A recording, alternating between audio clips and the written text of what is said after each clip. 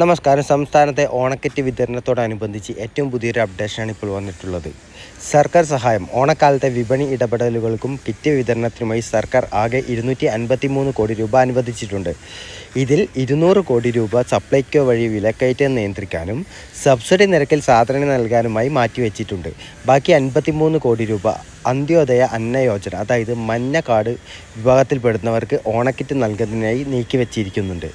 മറ്റു കാർഡുകൾക്ക് നോക്കിയാൽ പിങ്ക്, നീല, വെള്ള റേഷൻ കാർഡുകൾക്ക് ഇതുവരെ ഓണക്കിറ്റ് ലഭിക്കുമോ എന്ന കാര്യത്തിൽ ഇതുവരെ ഔദ്യോഗിക പ്രഖ്യാപനങ്ങളൊന്നും ഇപ്പോൾ വന്നിട്ടില്ല.